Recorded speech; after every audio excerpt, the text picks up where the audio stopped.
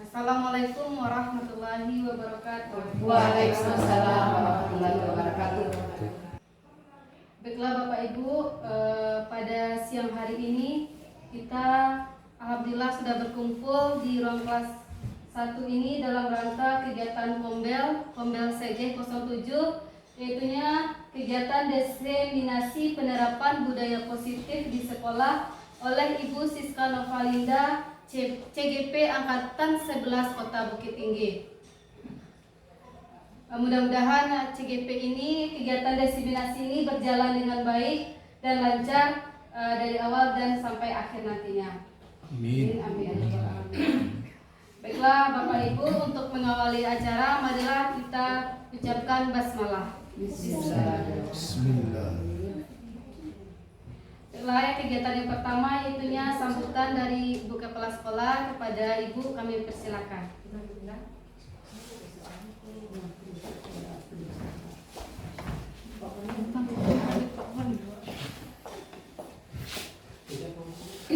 Bismillahirrahmanirrahim. Assalamualaikum warahmatullahi wabarakatuh. Waalaikumsalam.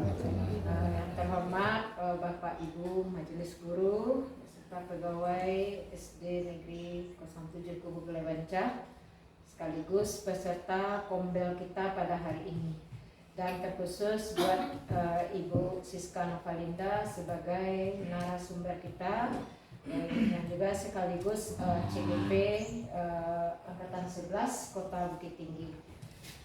Selawat puji dan syukur mari sama-sama kita panjatkan kehadirat Allah Subhanahu wa taala, yang mana pada hari ini kita telah diberi kelimpahan rahmat sehingga kita bisa hadir di ruangan kelas 1 ini untuk mengikuti kegiatan Kombel kita, sekaligus juga sebagai kegiatan diseminasi penerapan budaya positif oleh Ibu Siska Novalinda. Seterusnya selawat beriring salam tidak lupa kita kirimkan kepada junjungan kita Nabi Muhammad SAW. Bapak Ibu, sesuai dengan rencana kita pada hari ini kita melaksanakan kegiatan diseminasi oleh CGP kita Ibu Siska Novalinda. Mungkin hal ini merupakan tugas wajib ya Bu Linda ya bagi CGP, yang nantinya juga bisa diambil manfaatnya bagi Bapak Ibu, Bapak Ibu yang belum CGP. Nah, mudah-mudahan di angkatan 12 nanti kita dapat semuanya menjadi CGP, karena kalau mungkin secara bersama Bapak Ibu mungkin kegiatan kita atau kerja kita mungkin lebih karena bersama-sama itu lebih ringan, lebih memudahkan. Yang mungkin dari ini kita ambil nanti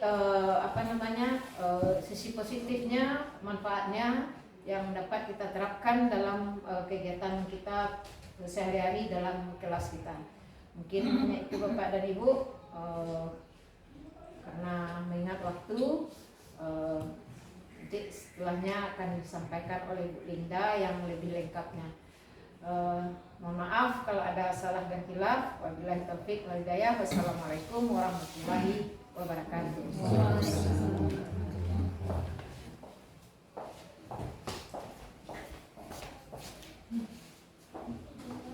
Berikutnya kami persilakan kepada Ibu Siska Novalinda sebagai narasumber pada kegiatan diseminasi penerapan budaya positif di sekolah. Kepada Ibu kami persilakan.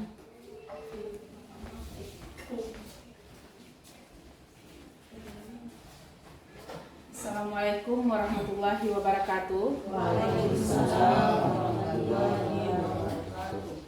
Sebelumnya izinkan saya menyampaikan terlebih dahulu rasa terima kasih yang sebesar-besarnya kepada Bapak Ibu, terutama Ibu Kepala Sekolah yang telah memfasilitasi kegiatan diseminasi untuk CGP ini, juga waktu dari Bapak Ibu yang sudah meluangkan waktu istirahatnya untuk kegiatan diseminasi. Mudah-mudahan ada manfaatnya nanti di kegiatan kita ini. Kemudian yang terhormat Ibu Kepala Sekolah, yang terhormat Bapak Ibu, Majelis Guru, rekan sejawat semuanya, Mudah-mudahan kegiatan kita ini dapat berjalan dengan lancar. Izinkan saya menyampaikan atau memaparkan materi tentang budaya positif di sekolah. Bapak Ibu, mungkin kegiatan budaya positif ini mungkin lebih kepada pembiasaan. Kalau kegiatan pada materi kami ini, baiklah saya sampai coba untuk ulas budaya positif yang ada di sekolah kita. Peran guru dalam menerapkan budaya positif di lingkungan sekolah. Baiklah Bapak Ibu, sebelum kita mulai, karena cuacanya juga dingin, untuk membangkitkan suasana, untuk menghilangkan ngantuk, waktunya juga sudah sore. Mari kita sama-sama untuk ice breaking sebentar. Ice breakingnya simpel saja Bapak Ibu, hanya duduk saja di kursi. Cuman butuh ruang untuk gerak kaki dan tangan.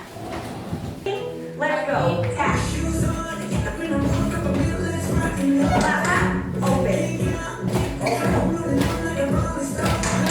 Good. All right, we're gonna keep the hands the same. We're gonna change the feet. Take it out. Force. Good. Open.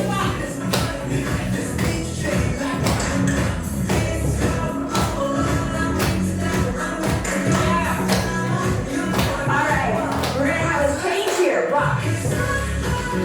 Good. Up, then down. Rock. Up, down, shine. Good, nice and smooth. Rock it out. And up. We're gonna start with the top.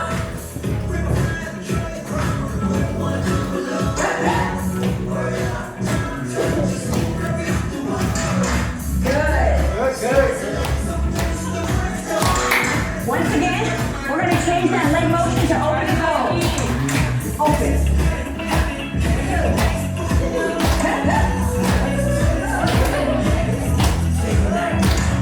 Good, nice and strong.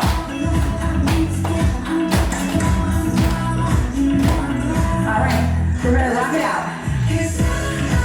Take it up, and down. Rock. Good, shine. Rock it out. We're gonna have a change here, roll it over. Good, roll. Shine.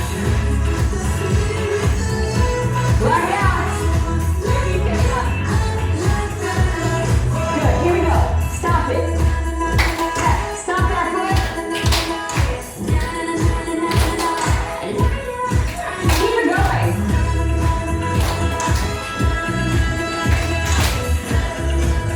All right, we're gonna have that gentle sway from the top. Good. Nice and easy. We're gonna let it shine up and over. 4, 3. Back to the hook. Rock it out. And up and down. Good. Shine out. Rock it out. Roll it over. Good. 2 more. Shine. Rock it out. Woo! Okay, I'm so excited to announce the Charlotte is finally offering one-to-one. Terima kasih Bapak Ibu sudah sedikit menghangatkan suasana karena hari lumayan dingin. Baiklah Bapak Ibu, setelah ice breaking kita sejenak tadi sejenak, lumayan 4 menit ya Bu, 4 menit. Lumayan berkeringat sedikit Bu, walaupun cuma duduk. Kita lanjut ya Bapak Ibu. Jadi sini materinya adalah budaya positif, peran guru dalam menerapkan budaya positif di lingkungan sekolah. Tentu budaya positif ini harus dimulai dari kita sebagai guru terlebih dahulu Bapak Ibu. Apa itu yang budaya positif? Mari kita lihat pemaparannya lebih jelasnya.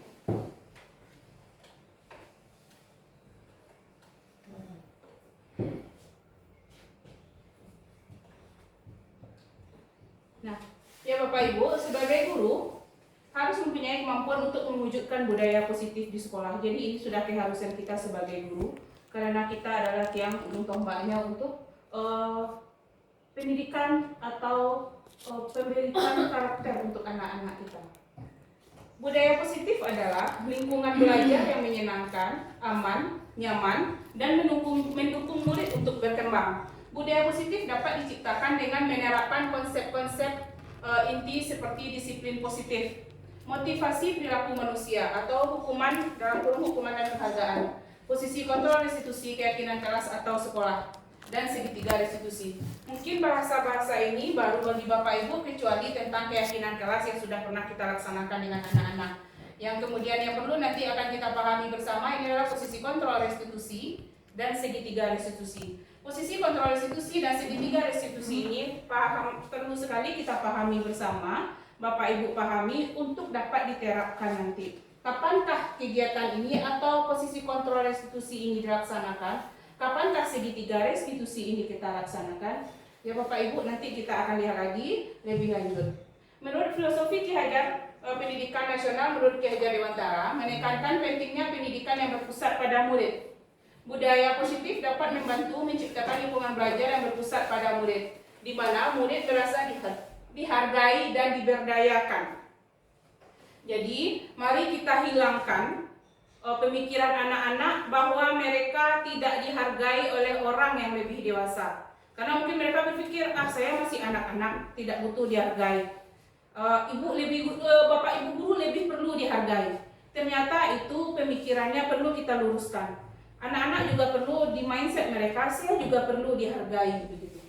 Nilai dan peran guru menekankan pentingnya guru sebagai pemimpin pembelajaran. Budaya positif dapat membantu guru untuk menjadi pemimpin pembelajaran yang efektif. Guru dapat membangun hubungan yang positif dengan murid dan menciptakan lingkungan belajar yang kondusif. Visi guru adalah mewujudkan profil pelajar Pancasila. Budaya positif dapat membantu mewujudkan profil pelajar Pancasila. Murid dapat mengembangkan potensinya secara optimal menjadi warga negara yang baik. Ada beberapa hal yang menarik tentang budaya positif. Yang pertama yaitu disiplin positif tidak hanya tentang hukuman. Jadi mungkin Bapak Ibu kita lebih menarik kesimpulan disiplin itu adalah kalau anak tidak disiplin kita tarik kesimpulannya hukuman. Jadi istilah hukumannya selalu ada.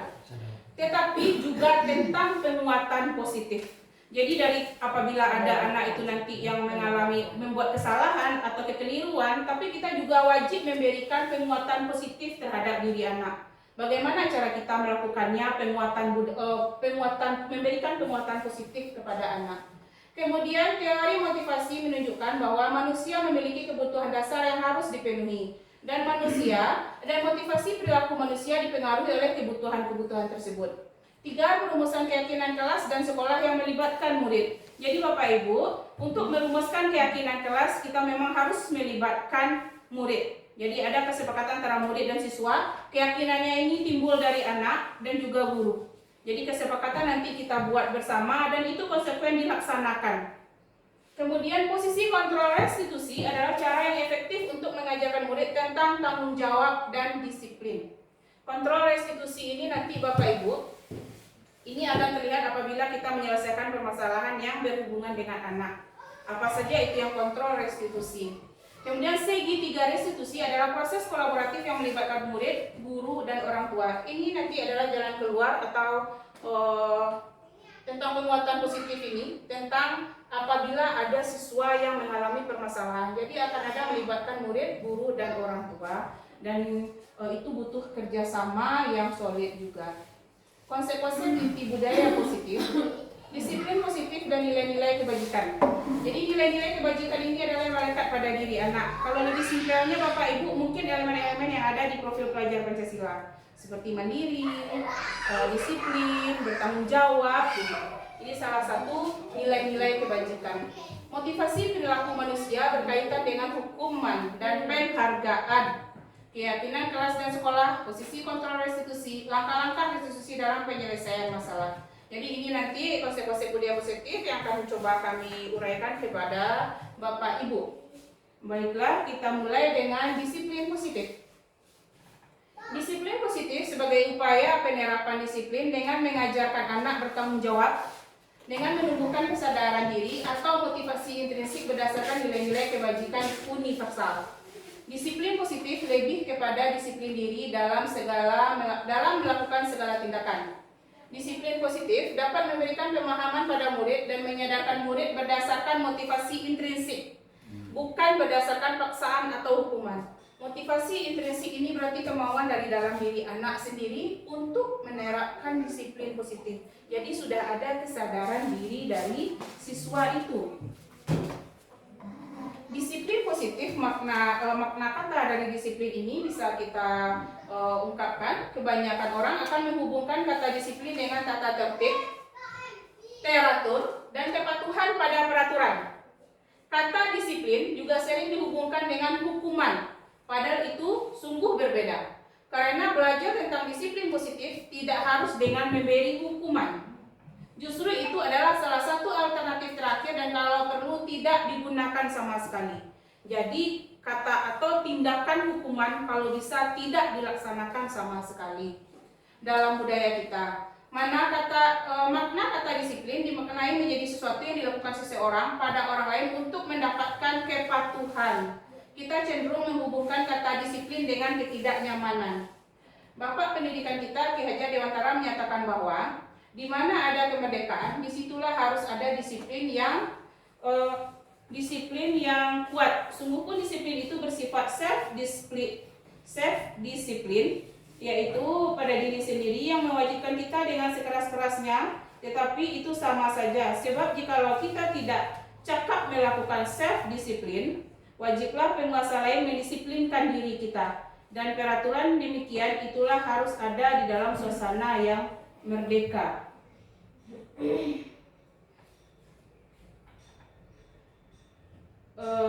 Nilai-nilai kebajikan universal berarti nilai-nilai kebajikan yang disepakati bersama, lepas dari suku bangsa, agama, bahasa maupun latar belakangnya. Nilai-nilai ini merupakan payung besar dari sikap dan perilaku kita, atau nilai-nilai ini merupakan fondasi kita berperilaku. Nilai-nilai kebajikan ini Bapak Ibu wajib, semuanya sebenarnya nilai kebajikan itu sudah ada pada diri anak. Tinggal hanya kita bagaimana cara mengeksplornya saja pada suatu ketika atau ketika anak kita membutuhkan atau kita membutuhkan timbulnya nilai kebajikan ini.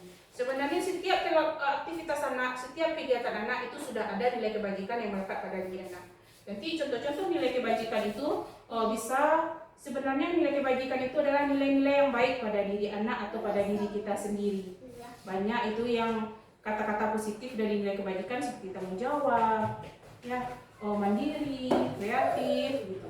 Perlu kasih sayang, menyayangi. Gitu. Mari kita lihat Bapak Ibu perbedaan hukuman, konsekuensi, dan restitusi. Seperti pemahaman kita tadi, kalau bisa hukuman itu ditiadakan. Jadi dalam menjalankan peraturan atau keyakinan kelas atau sekolah, bila mana ada suatu pelanggaran, tentunya sesuatu harus terjadi. Untuk itu kita perlu meninjau ulang tindakan penegakan peraturan atau keyakinan kelas sekolah kita selama ini. Tindakan terhadap suatu pelanggaran pada umumnya berbentuk hukuman atau konsekuensi. Dalam penegakan disiplin akan diperkenalkan program disiplin positif yang dinamakan restitusi. Jadi kata lain dari penerapan disiplin positif ini adalah kata restitusi.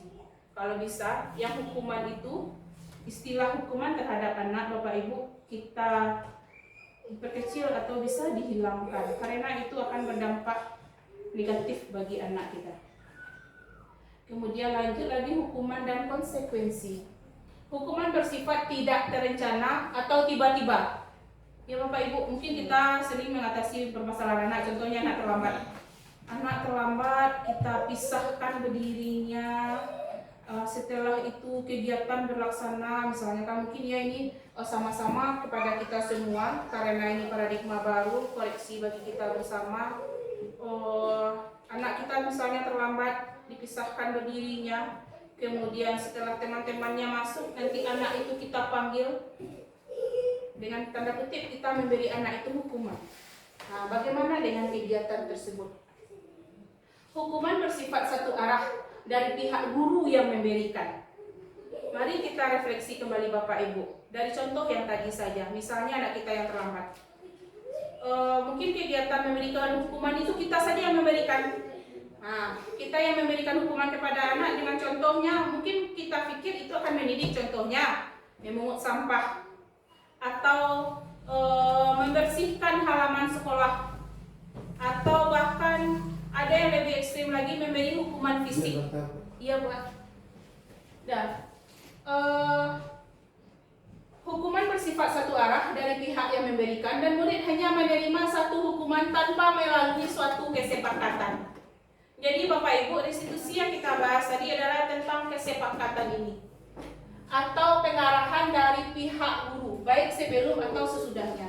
Hukuman yang diberikan bisa berupa fisik maupun psikis murid, atau anak disakiti oleh suatu perbuatan atau kata-kata. Sementara disiplin adalah bentuk konsekuensi, sudah terencana atau sudah disepakati, sudah dibahas dan disetujui oleh murid dan guru.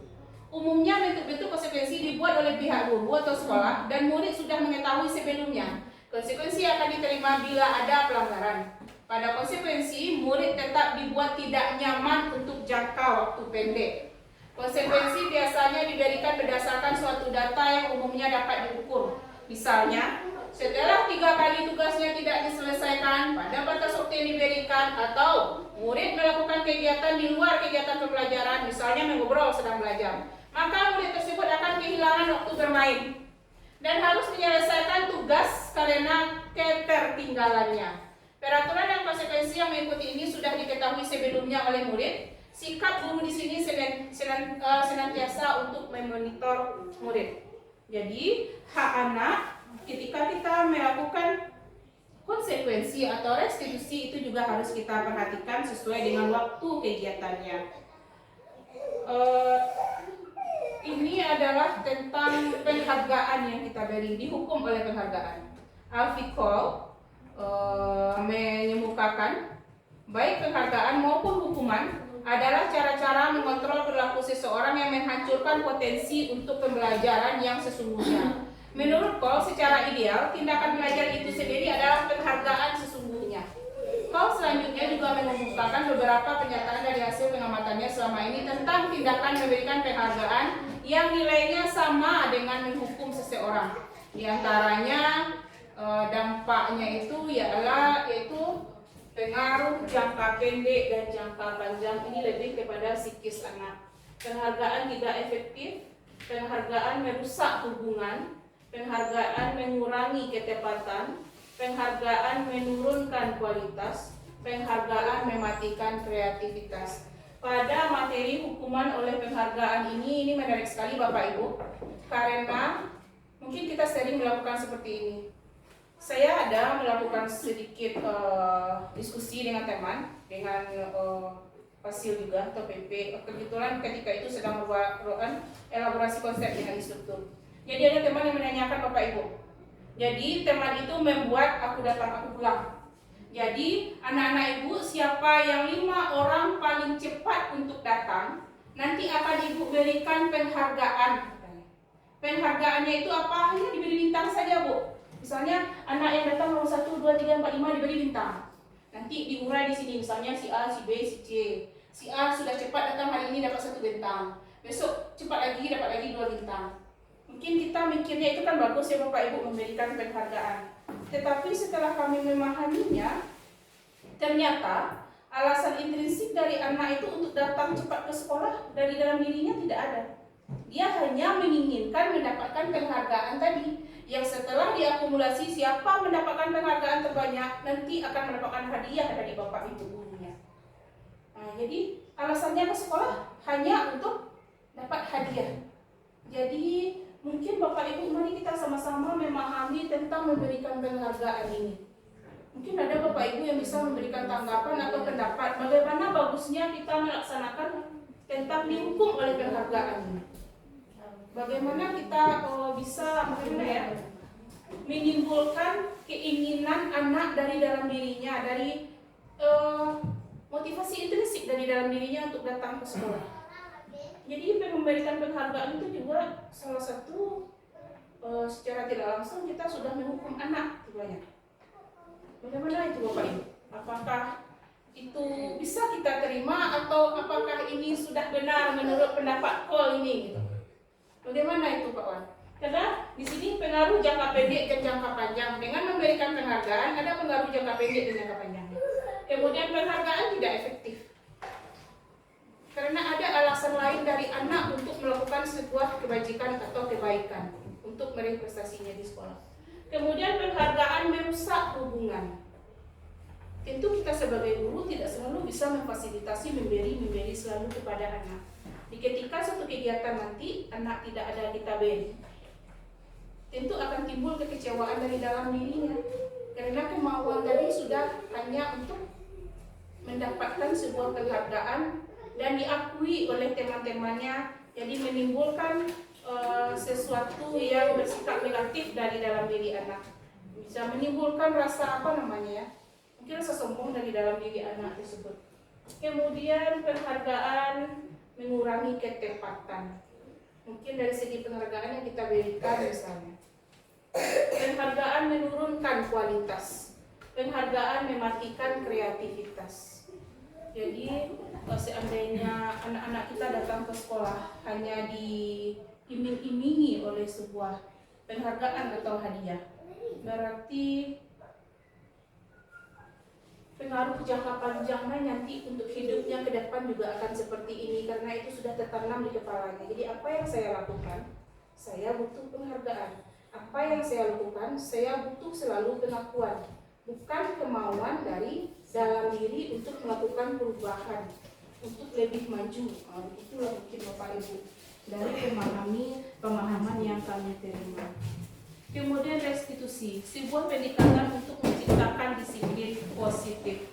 Ternyata restitusi ini adalah proses menciptakan kondisi bagi murid untuk memperbaiki kesalahan mereka. Jadi anak murid kita namanya di sekolah Bapak Ibu selalu itu ada permasalahan, yang namanya mereka bersama-sama di sekolah, bermasalah dengan teman, bahkan anak-anak kita yang bermasalah di rumah sangat-sangat jauh sekali dampaknya dan besar sekali dampaknya bagi kita di sekolah, apalagi untuk proses pembelajaran. Sehingga mereka bisa kembali pada ini. Bapak Ibu, restitusi adalah proses menciptakan kondisi bagi murid untuk memperbaiki kesalahan mereka, sehingga mereka bisa kembali pada kelompok mereka dengan karakter yang lebih kuat. Restitusi juga merupakan proses kolaboratif yang mengajarkan murid untuk mencari solusi untuk masalah mereka dan membantu murid berpikir tentang orang seperti apa yang mereka inginkan dan bagaimana mereka harus memperlakukan orang lain. Ini adalah menurut pendapat Johnson Gosen tahun 1996. Bapak Ibu, mari kita maknai ini. Restitusi adalah proses menciptakan kondisi bagi murid untuk memperbaiki kesalahan mereka sehingga mereka bisa kembali pada kelompok mereka dengan karakter yang lebih kuat. Jadi tidak ada rasa minder dari diri anak tadi yang telah melakukan kesalahan, yang telah dilaksanakan restitusi terhadap anak tersebut. Jadi itu mungkin maksud implisitnya dari kalimat kita ini. Pak contohnya dulu. Kita ulang lagi dulu balik ya Bu. Nah, ini misalnya, restitusi adalah proses menciptakan kondisi bagi murid untuk memperbaiki kesalahan mereka sehingga mereka bisa kembali pada kelompok mereka dengan karakter yang lebih kuat. Nanti akan kami paparkan Bu, ada segitiga restitusi, cara mengatasi permasalahan terhadap anak sehingga anak bisa kembali kepada karakternya yang lebih kuat. Kadang anak-anak kita kan ada masalah ini Bu. Ternyata tanpa sadar kita panggil anak itu di depan teman-teman mereka di dalam kelas. Mungkin karena kita tidak punya waktu dan itu terjadi secara spontan di dalam waktu kegiatan belajar. Mungkin seorang anaknya melakukan kesalahan jadi kita panggil. Ternyata ada efek trauma bagi diri anak yang dipanggil di depan teman-temannya, yang dipanggil dinasehati di depan teman-temannya. Terkadang kita lupa cara kita menasehatinya juga, sehingga menimbulkanlah tadi karakter ini menjadi lemah. Ya, apa itu karakter jadi lemah? Mungkin dia jadi down, mungkin anak itu menjadi lebih minder, ada rasa malu yang ditimbulkannya. Nah, sekarang bagaimana cara kita mengatasi permasalahan itu dengan melakukan restitusi? Nah, Bapak Ibu, nanti akan kami contohkan cara pemecahan masalah menggunakan segitiga restitusi ini. mari kita masuk dulu ke hukuman, konsekuensi, dan restitusi. Identitas yang gagal. Kalau hukuman ini adalah identitas yang gagal. Identitas yang sukses adalah tentang disiplin, tentang konsekuensi, dan restitusi. Dalam satu tabel ini bisa Bapak Ibu pahami, sesuatu yang menyakitkan harus terjadi. Kalau hukuman itu kan memang rasanya yang memang menyakitkan. Kalau konsekuensi yang kita pahami itu memang harus terjadi, tapi memang harus dilalui dan bisa membuat kita bangkit. Seperti itu juga restitusi merupakan pilihan untuk menyelesaikan permasalahan. Untuk tabel-tabel ini nanti akan dipahami kita lagi ya Bapak Ibu. Kita lanjut saja dulu posisi kontrol guru. Bapak Ibu, posisi kontrol guru. Posisi kontrol guru ini kita letakkan posisi kita ketika melaksanakan pelajaran di sekolah. Posisi kontrol guru di sini bisa dikelompokkan menjadi 5. Ada sebagai penghukum, pembuat rasa bersalah. Kita guru juga bisa sebagai teman terhadap siswa. Kita guru juga bisa sebagai hanya pemantau saja bagi siswa. Dan kita guru juga bisa sebagai manajer bagi siswa. Mari kita pahami satu persatu kira-kira posisi mana nanti yang pantas dan yang memang patut kita laksanakan.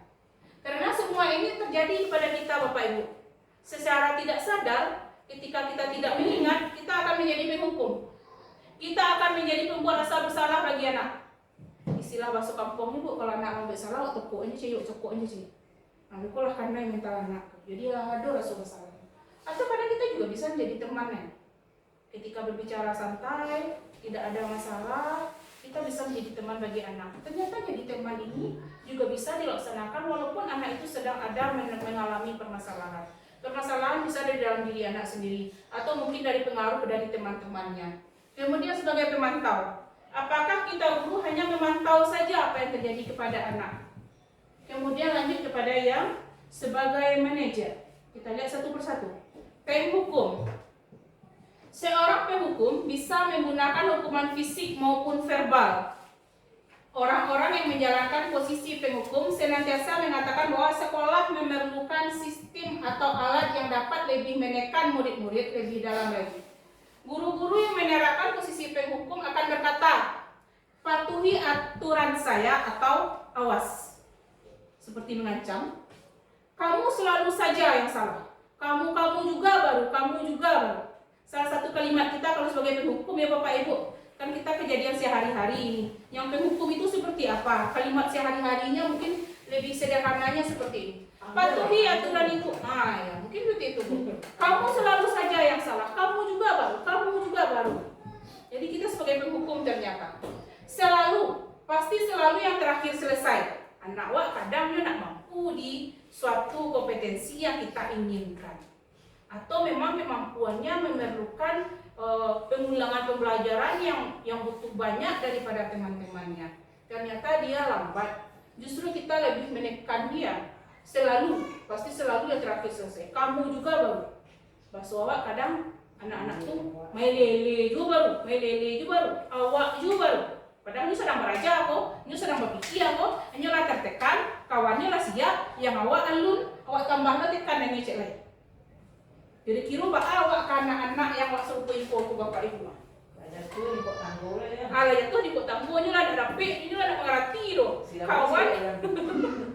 Kawan adalah sudah, awak alun juga loh.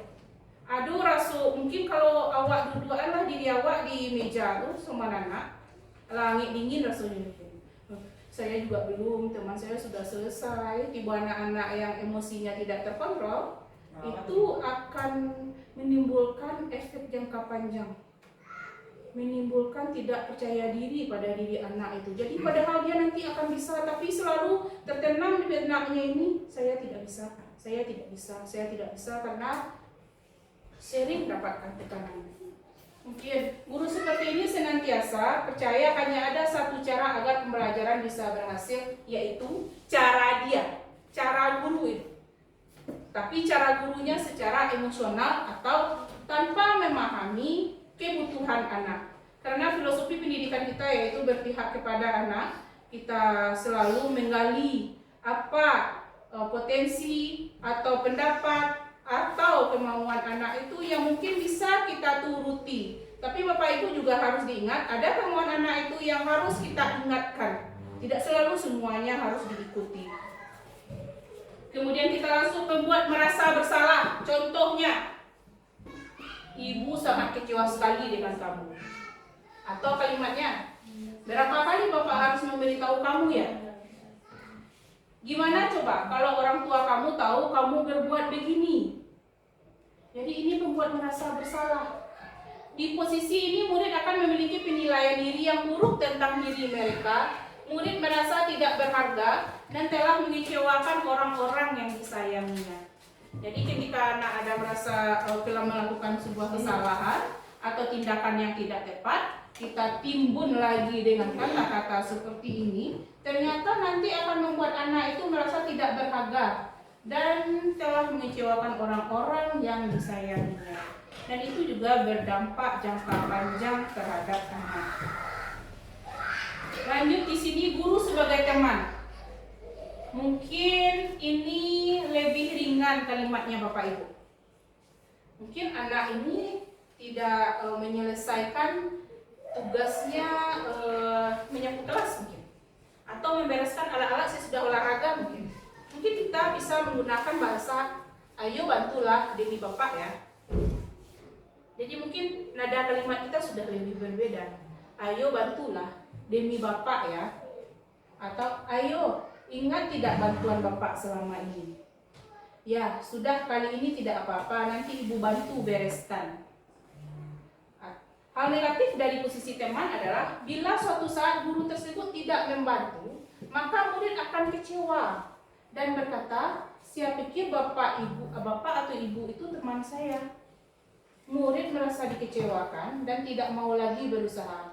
Hal lain yang mungkin timbul adalah murid hanya akan bertindak untuk guru tertentu dan tidak untuk guru lainnya. Ini mungkin sering kita dapati ini Bapak Ibu. Jadi murid itu hanya akan bertindak bagi guru yang dapat mengambil hati anak, yang dapat memberi anak tersebut iming-iming, yang akan menggembirakan hati anak tersebut, dan berdampak akan jangka waktu panjang juga. Ya, kemudian kita lanjut guru sebagai pemantau. Pemantau berarti mengawasi. Pada saat kita mengawasi, kita bertanggung jawab atas perilaku orang-orang yang kita awasi. Posisi pemantau berdasarkan pada peraturan-peraturan dan konsekuensi. Dengan menggunakan sanksi atau konsekuensi, kita dapat memisahkan hubungan pribadi kita dengan murid. Sebagai seseorang yang menjalankan posisi pemantau, pertanyaan yang diajukan seorang pemantau contohnya, misalnya anak melakukan kesalahan. Kita ulang kembali keyakinan kelas. Kita tanyakan kembali kepada anak, peraturannya apa? Contohnya anak terlambat, kita tanya kepada anak kembali. Sekolah kita kan punya buku kecil untuk tata tertib sekolah Bapak Ibu yang dibagikan kepada anak. Kalau dapat anak-anak kita memang memahami itu dan membaca itu yang sudah kita konsekuensi untuk sepakati bersama. Peraturannya apa? Apa yang telah kamu lakukan? Sanksi atau konsekuensi apa yang akan didapatkan setelah melakukan kesalahan ini? Seorang pemantau sangat mengandalkan perhitungan, catatan, data yang dapat digunakan sebagai bukti atas perilaku seseorang. Posisi ini akan menggunakan stiker atau slip catatan atau daftar cek. Posisi pemantau sendiri berawal dari teori stimulus respon yang menunjukkan tanggung jawab guru dalam mengontrol murid. Kemudian posisi kontrol manajer. Jadi ada 5 posisi tadi. Yang terakhir yaitu posisi kontrol manajer. Sebagai guru sebaiknya mengambil posisi kontrol manajer. Jadi yang paling tepat di semua posisi tadi Bapak Ibu inilah dia, posisi kontrol manajer. Karena guru akan melakukan tindakan atau berbuat bersama murid, memberikan kebebasan pada murid untuk mempertanggungjawabkan perilakunya dan mendukung murid untuk selalu mencarikan solusi dari permasalahan murid. Posisi manajer mengacu pada restitusi yang dapat menjadikan murid sebagai manajer untuk dirinya sendiri, sehingga tercipta identitas positif dengan karakter yang lebih kuat. Ini kira-kira posisi kontrol guru Bapak Ibu dari yang kita paparkan tadi. Jadi posisi kontrol guru, motivasinya guru motivasi apa? Nampaknya Bu. Tanya Pak Bu. Motivasi eksternal, ada motivasi intrinsik. Jadi identitas yang gagal dibagi ke sini, penghukum, pembuat orang merasa bersalah. Jadi cara kita menyelesaikan masalah tadi dengan memberikan penghukuman atau pembuat orang merasa bersalah. Itu merupakan perilaku kontrol negatif dari kita seorang guru. Perilaku kontrol positif sebagai teman dan pemantau, karena kita tidak ada memberikan kita hanya sebagai teman atau pemantau. Kalau dari yang kita uraikan tadi, kita tidak ada memberikan hukuman atau tekanan secara fisik atau verbal kepada anak. Kita hanya menggali keterangan dari anak kenapa dia melakukan kesalahan itu. Cuman kekurangannya ada masing-masing nanti Bapak Ibu. Ketika ini guru tidak menjadi temannya lagi, si anak akan kecewa. Kemudian sebagai pemantau ini hanya pemantau saja, menanyakan saja tanpa ada tindak lanjut. Maka sebagai manajer, kita dapat pahami melalui kalimat-kalimat ini. Ketika anak mengalami masalah, ada kalimat-kalimat pemancing atau pemantik untuk anak menyelesaikan masalahnya.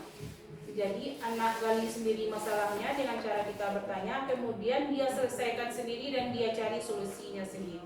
Jadi kalimat-kalimat untuk manajer ini Bapak Ibu, contohnya, apa kamu yakin hal tersebut? Misalnya anak melakukan kesalahan. Kalau kamu meyakininya, kalau kamu meyakininya, kalau kamu memperbaikinya, jadi kira-kira hal tersebut akan menggambarkan apa tentang dirimu. Dan menguatkan watak dan karakter anak. Ternyata posisi kontrol diri sebagai manajer ini menguatkan watak dan karakter anak. Kalau dari segi manajer ini Bapak Ibu, ketika kita menyelesaikan masalah, kita ungkapkan permasalahan dari anak itu, kita gali apa penyebab anak itu melakukan kesalahan. Kira-kira apa keyakinan kelas kita tentang kesalahan anak tersebut. Kemudian kita tanya kembali apa kira-kira anak itu yang bisa dia lakukan untuk menanggulangi kesalahannya. Apa tindak lanjut anak tersebut. Jadi kemauan itu datang dari diri dia sendiri untuk menyelesaikannya.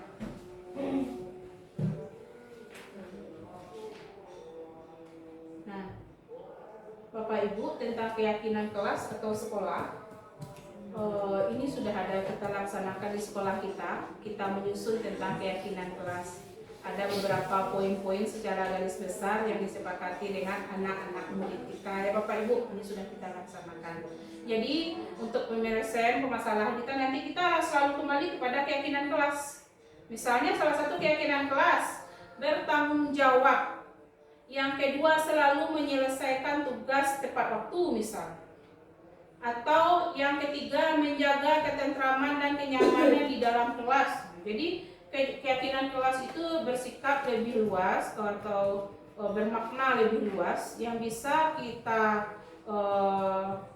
kelompokkan nanti kepada beberapa permasalahan.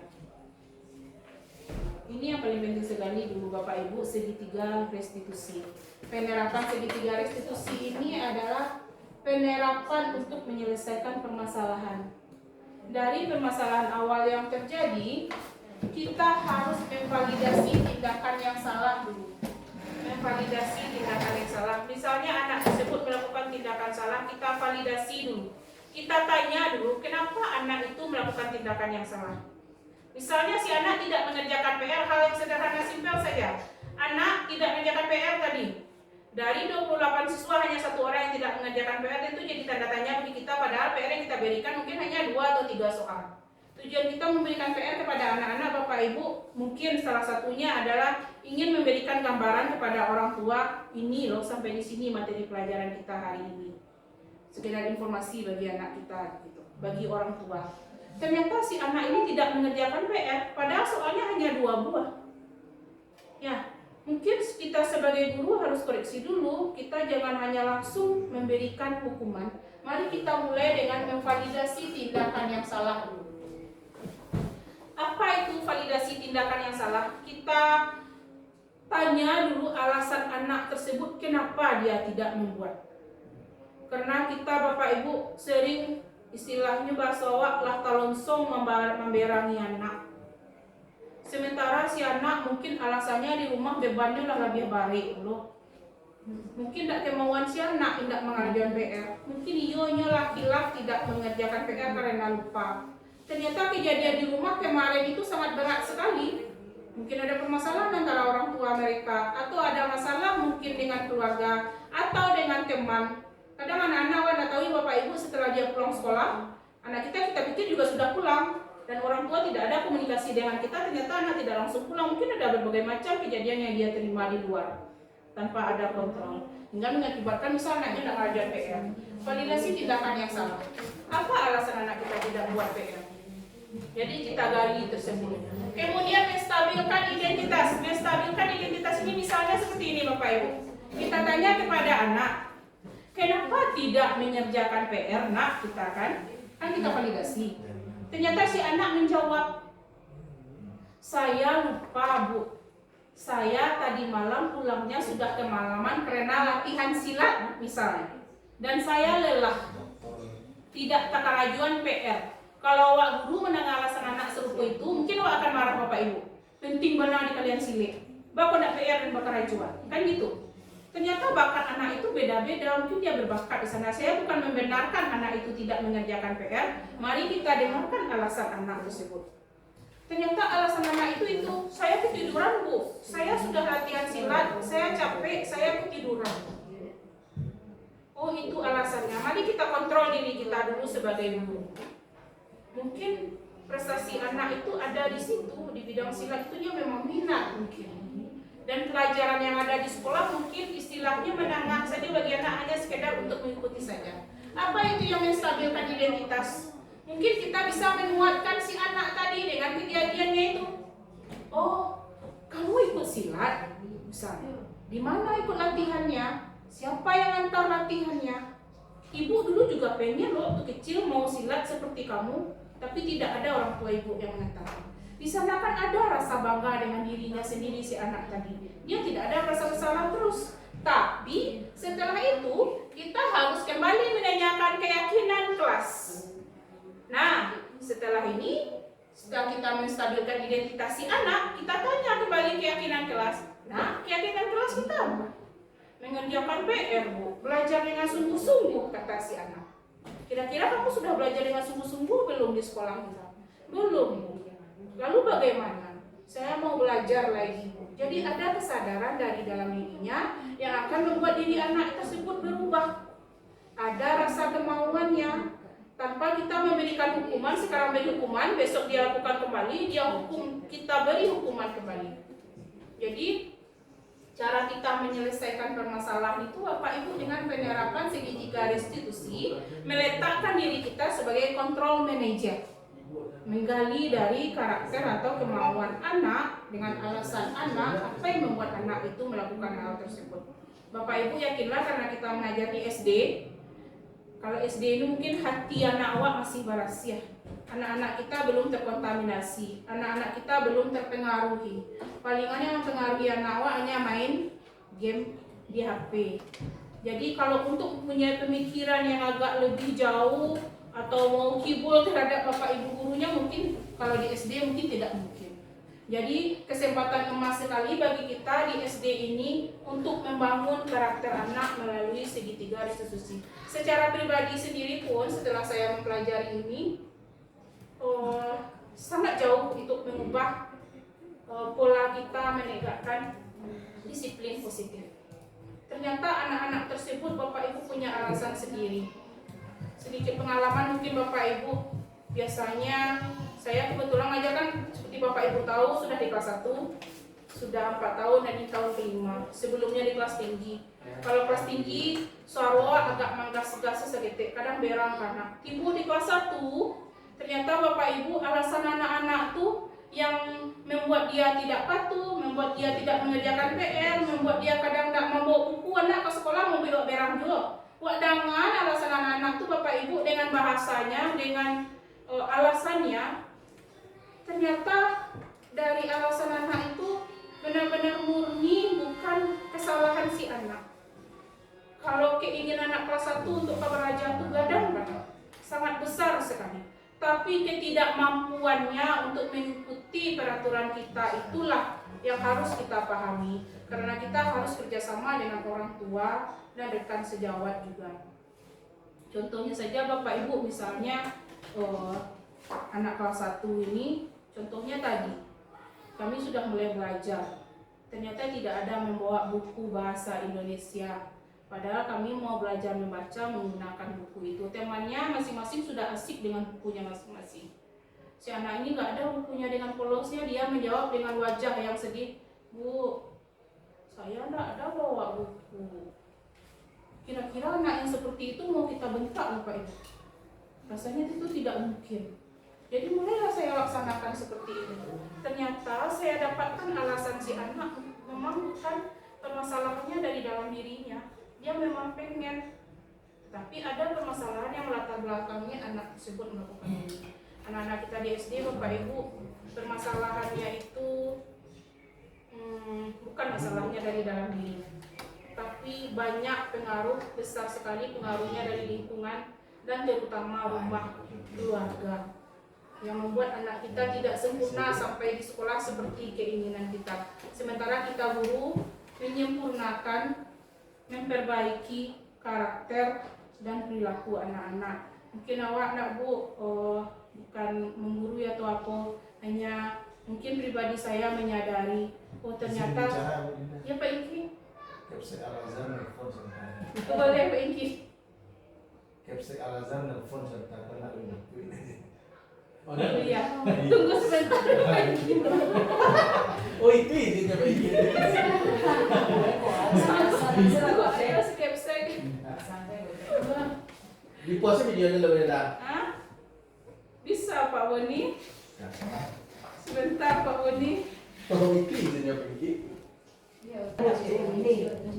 Nah Bapak Ibu, kira-kira penerapan segitiga restitusi ini seperti ini untuk cara kita menyelesaikan permasalahan atau konflik yang ada pada anak.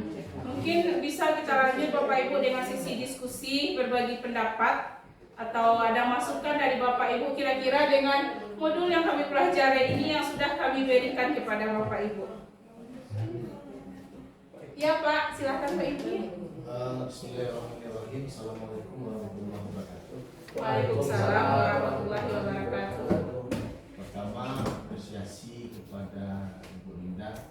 Terima kasih Pak Iki. Sudah berbagi praktik baik kepada kita semua dalam penerapan segitiga restitusi atau penegakan disiplin positif di sekolah dalam diseminasi. Hal yang ingin saya tanyakan kepada Ibu Linda, apakah semua pelanggaran itu bisa kita restitusikan? Pelanggaran-pelanggaran apa saja yang mungkin tidak bisa kita restitusikan yang dilanggar di sekolah kita ini? Itu saja. Baiklah Pak Iki, terima kasih pertanyaannya. Mungkin saya bisa sedikit menguraikan Pak Iki, karena jenjang pendidikan kita kan KSD ya Pak Iki. Ya. Jadi permasalahan kita itu apakah semuanya bisa melalui segitiga restitusi? Dan kita segitiga restitusi itu kita harus ingat langkah-langkahnya, mulai dari validasi, menstabilkan identitas, dan masuk kepada keyakinan kelas. Apabila pelanggaran anak yang dilaksanakan itu tidak ada dalam keyakinan kelas, kira-kira apa yang harus kita laksanakan? Kenakalan anak-anak zaman sekarang mungkin Bapak Ibu tidak terkontrol oleh kita. Contohnya mungkin segi kriminal Pak Iki, atau mungkin terlibat kekerasan, pelecehan misalnya, atau mungkin narkoba bisa jadi. Bahkan anak-anak SD sekarang sudah banyak juga ya seperti itu. Daerah-daerah lain mungkin insya Allah mudah-mudahan daerah kita jangan. Contohnya saja pelecehan. Kalau seperti ini rasanya Bapak Inki, mungkin kita bisa menyampaikan hanya sampai menstabilkan identitas anak ini saja. Tapi mulai masuk ke dalam keyakinan kelas, mungkin itu pendapat saya itu tidak mungkin. Kita akan lebih memberikannya kepada pihak yang berwenang dan lebih mengerti dan tenaga ahli. Contohnya saja tentang pelecehan yang dilaksanakan anak, yang terjadi kepada anak. Anak tentu akan membutuhkan perbaikan psikis bagi si anak yang mengalaminya ya Pak Inki. Jadi mungkin untuk segitiga restitusi untuk kejadian-kejadian yang seperti itu yang di luar keyakinan kelas kita, mungkin bisa kita serahkan kepada pihak yang lebih berwenang dan kompeten untuk menyelesaikannya. Mungkin itu Bapak Inki. Bagaimana menurut Bapak Ibu yang lain? Jadi artinya penerapan segitiga restitusi ini kan untuk pelanggaran-pelanggaran ringan mungkin ya. Iya, mungkin ya pelanggaran ringan yang bisa kita gali identitas dari diri si anak sendiri, Pak. Alasan si anak terlambat. Iya. Kemudian sering menunggu teman ketika belajar. Atau berkata kotor mungkin misalnya. Tapi kalau kesalahan anak tersebut sudah dari segi kriminal, itu tidak bisa kita lakukan. Kita mungkin ya untuk segitiga restitusi akan sulit melaksanakannya karena kita tidak pihak yang berwenang untuk menyelesaikan permasalahan itu, Bapak Ibu. Karena kalau kita selesaikan akan berdampak mungkin kepada diri kita sebagai guru.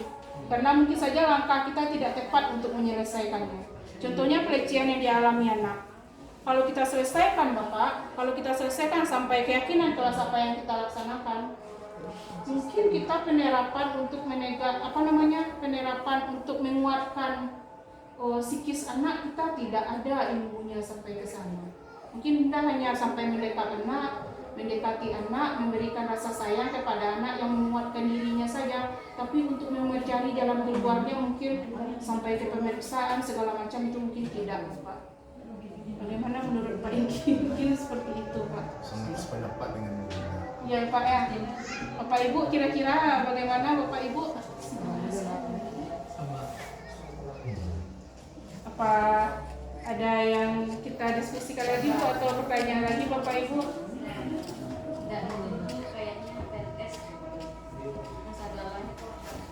Jadi kalau untuk kenakalan anak-anak bisa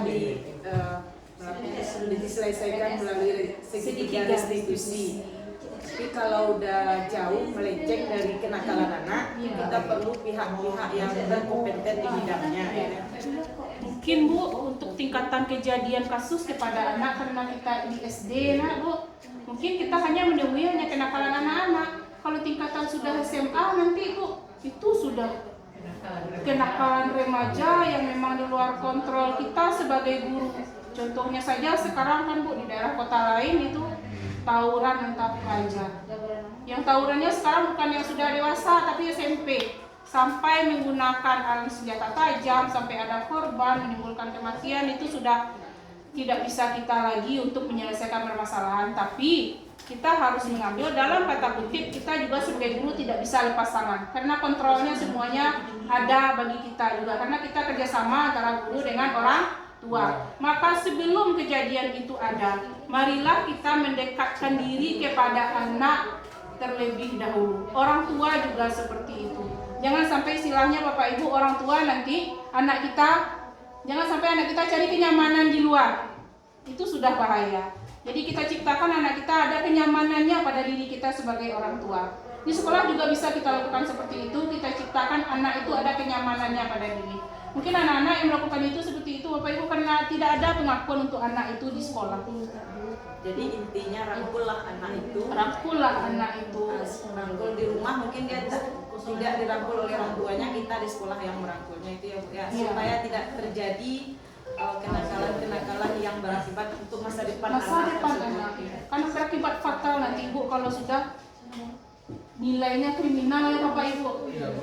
Bagaimana cara kita memperbaikinya? Bagaimana cara kita menyelesaikannya kalau sudah pendidikan itu melekat pada diri anak?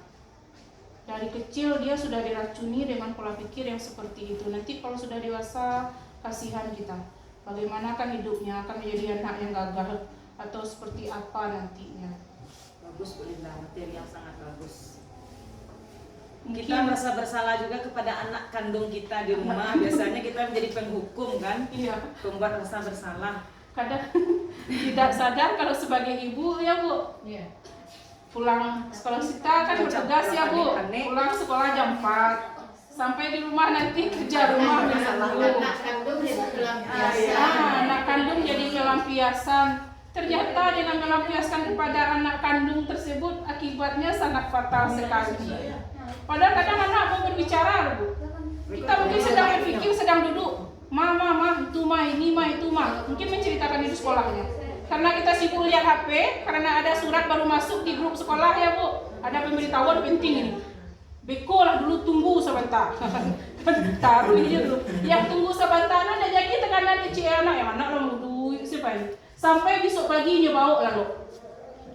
Tak tekanan dia orang. Ternyata di sekolah dia nerima tekanan dari temannya. Yang biasanya anak kita tenang-tenang, ternyata dapat teman yang agak menakal, dibentak-bentak. Sudah belajar pula si anak kita membentak orang. Nah, jadi mungkin hal-hal yang sepele seperti itu mungkin diawali dari rumah Bapak Ibu.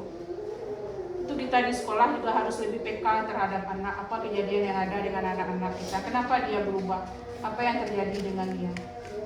Mungkin itu saja sedikit Bapak Ibu. Ini Pak Inki. Kemudian satu lagi Bu Linda, Ya Pak Inki.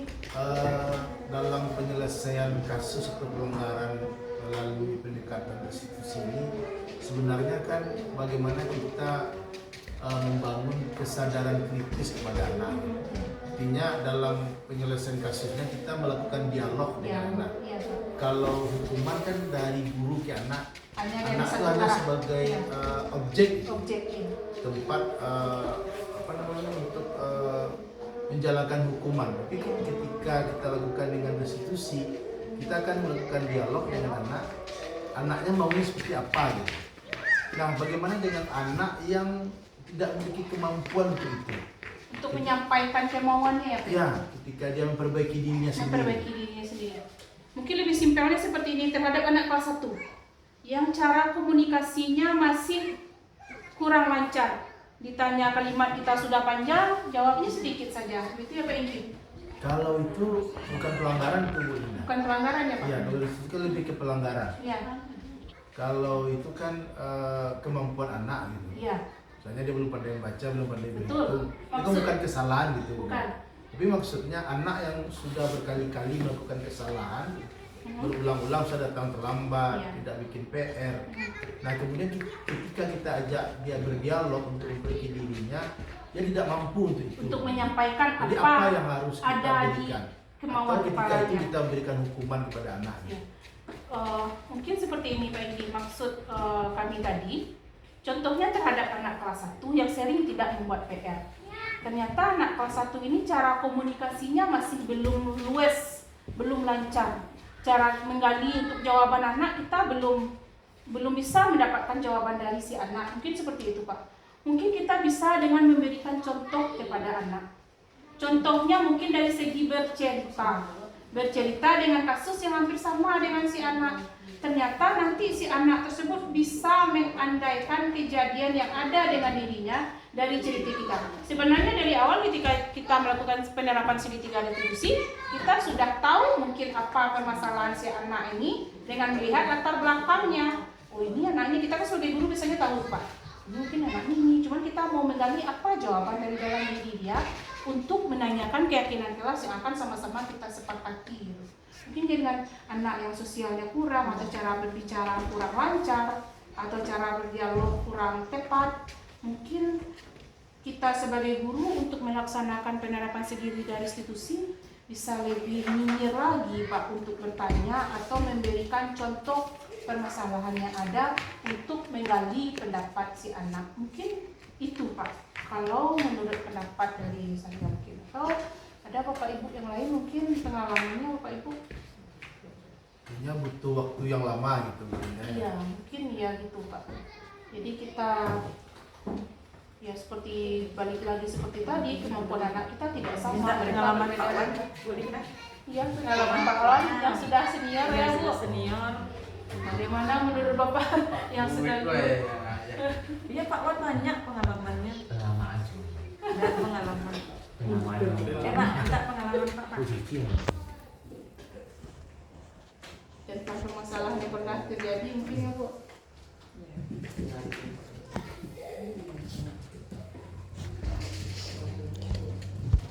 Gimana Bapak Ibu diskusi kita? Ya seperti contoh beberapa tahun yang lalu juga anak kita karena sering terlambat. Iya. Kadang kakak beradik dia selalu terlambat. Iya. Misalnya yang ada Setelah ditanya, masalahnya bukan pada si anak. Iya. Kan kita melakukan restitusi itu Pak. Ternyata pada awal-awal kita beri hukuman kepada anak. Setelah berulang-ulang kali dia datang terlambat, akhirnya baru kita sadar untuk bertanya kenapa terlambat. Ternyata ayahnya yang susah banget untuk mengantarkan anak. Jadi menyebabkan seberasi ya. sementara anaknya sudah lari-lari di gerbang sekolah dengan wajah yang sedikit memerah seperti anak cemas. Jadi kan hal yang seperti itu mungkin penerapan segitiga restitusi kita yang kita bisa laksanakan dengan sempurna mungkin ya Pak. Ketika diundang untuk parenting, orang tua tidak hadir. Iya. Jadi tidak paham. Tidak paham, apalagi tentang menyampaikan itu tentang undangan rapat orang tua, menyampaikan tentang disiplin yang ada di sekolah, budaya yang ada di sekolah. Jadi komunikasi kita jadinya kurang lancar. Anak jadi tertekan. Di sini di rumah dimarahi oleh ayahnya yang tidak mau bangun pagi karena dibangunkan. Sampai di sekolah anak kita terlambat dimarahi oleh bapak ibu gurunya. Jadi di sana lah kasihan anak kita terombang-ambing, diopor-opor oleh ego orang dewasa. Jadi mungkin kita guru lagi yang memperbaikinya di sekolah Bapak Ibu dengan situasi dan kondisi kita, memahami keadaan anak. Mungkin itu Bapak Ibu. Bagaimana Bapak Ibu? Ya, lain waktu aja kita diskusi lagi nanti. Iya boleh Bu. Ya Bu. Baiklah Bapak Ibu, terima kasih. Mungkin ya sejalan tugas kita, sejalan dengan profesi kita. Mudah-mudahan bisa kita saling berdiskusi, berbagi pengalaman untuk menyelesaikan permasalahan anak-anak kita dengan cara yang lebih tepat. Yang tentunya nanti akan selalu diingat oleh anak-anak kita. Kita akan menjadi pendidik yang berkesan bagi anak, tapi berkesannya dalam segi positif. Mudah-mudahan selalu mengalir amal jariah pahala bagi kita sebagai pendidik Bapak Ibu. Karena kita di SD hanya benar-benar pendidik. Kalau sebagai penyalur ilmu zaman sekarang Bapak Ibu sudah banyak wadahnya. Jadi guru tugasnya memang mendidik, menuntun anak, iya, mendukung anak, memperkuat karakter anak, percaya diri anak, apalagi kita di sekolah dasar jenjang fondasi awal. Ini tuh Bapak Ibu sedikit diseminasi atau berbagi ilmu kepada Bapak Ibu dari modul yang sudah kami dapat dan kami pelajari. Mudah-mudahan ini dapat kita terapkan di sekolah kita. Mudah-mudahan kita bisa berbudaya positif di sekolah. Mudah-mudahan pribadi saya juga menjadi lebih baik. Yang biasanya guru agak tegas sedikit. Ekstrim ya Bu. Ekstrim. Iya, ekstrim sedikit. Kadang bulinda lari. Mudah-mudahan anak-anak melihat kita dengan rasa senang, walaupun kita sedikit memberikan emosional kita kepada anak, tapi kita selalu dikejar oleh anak. Dikejarnya ibu dengan rasa sayangnya. Karena anak-anak kita masih SD Bu, mendapatkan kasih sayang dari anak itu saya sangat senang sekali. Seperti teman saya di CGP yang di SMA, Bapak Ibu, bagaimana mendapatkan sayang dari anak saya Bu? Katanya kalau SMA kan, kalau misalnya bapak-bapak ini, bagaimana anak saya mau mengungkapkannya? Tentu mereka menjaga jarak, salah tafsir. Tapi kalau anak kita di sekolah dasar ini masih hatinya masih murni, hati mereka masih bersih. Mudah-mudahan Bapak Ibu kegiatan ini bermanfaat bagi kita bersama. Terima kasih sebelumnya kepada Ibu Kepala Sekolah, Bapak Ibu semuanya yang telah memberikan waktunya. Mohon maaf apabila ada salah kata dan kurang tepat dengan jawabannya. Saya sudahi dengan Assalamualaikum warahmatullahi wabarakatuh.